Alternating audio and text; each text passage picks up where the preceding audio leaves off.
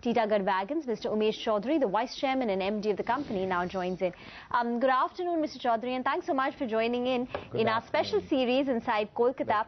Very recently, there was a standoff between the wagon manufacturers as well as the Indian Railways on the subject of predatory pricing of wagons. In fact, the allegation was that it was below cost pricing of wagons. Has that been resolved? And now, what's the current price of wagons?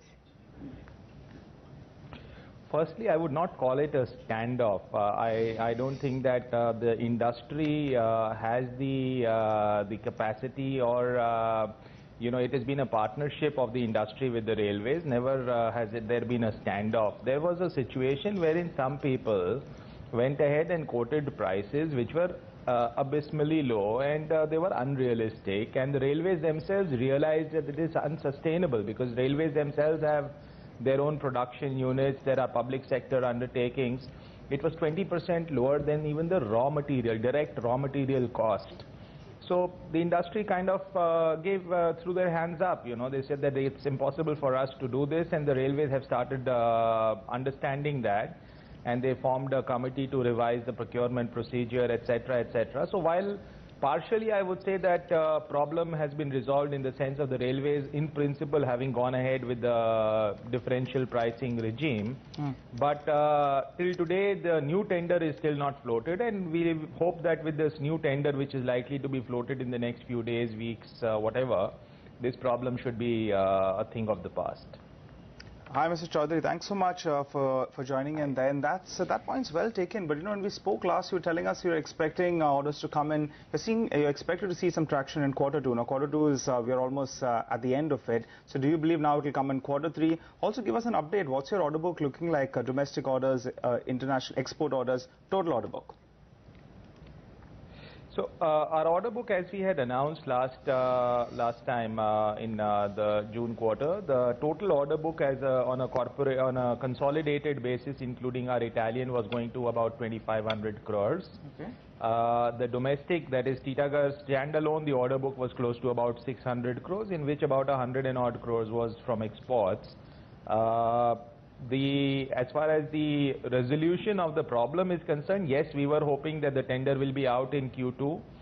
I am an optimist. I still see 15 days left in Q2, so I hope the tender should be coming out because it is in a stage that the tender can come out any day. So I believe that the railways themselves need wagons because they are facing a shortage for wagons, and I see no reasons. Maybe it will spill over by a few days, weeks in Q3, but then that's just the number, whether it happens on the 30th of September or on the 1st of October, the quarter changes, things don't change. What has been the total wagon ordering so far in FY16? And secondly, the new tender, which is to be floated anytime now, what will be the size of that? There has been no ordering. The FY15 tender which came out of 8,000 wagons had to be discharged because most of the people did not accept. So apart from some orders that went on the lower price, realistic prices were not finalized. Therefore, part of that tender had to be discharged. As far as FY16 is concerned, that is exactly what I was referring to a few minutes ago about the tender that is likely to come out in the next few days. We are hearing, of course, these are only kind of best hearsays, at best hearsays. Although in the budget they had provisioned about 17,000 wagons, we are hearing that this quantity might actually be a slightly more than that, but then we got to wait and see what happens. All right, Mr. Chowdhary, then that's about the government orders that are coming in, but also are there any private orders that were coming in? Could you just tell us about that? Also, we're talking about defense orders. There's so much of talk about defense orders after this new government came in. Do you expect something to come in on that front as well? We did receive some orders last year which are starting to get executed from this month itself. So the real benefit for our company will start coming in from again, if we name the quarter, it will be the next quarter. But I do see traction happening in the defense, but not much of finalizations have really happened in the defense. And again, when I was talking to my defense colleagues and kind of complaining about it, and they have worked in the defense system for years, they explained to me, which I understood, that the whole process is so cumbersome and there are so many intricacies involved that one cannot expect overnight decisions in the defense order. But having said that, one has seen a lot of traction. The EOI of the FICV came out, and a lot of RFIs and RFQs have been coming out. In our sector, no big tender finalization has taken place, but again, I believe that is not something that I am expecting this fiscal. I'm expecting that the defense tenders, at least as far as we are concerned, should really start contributing to us in the next and the next fiscal after that. Okay. Getting a bit specific, you all have done an acquisition of an Italian company called Firema Trasporti in July.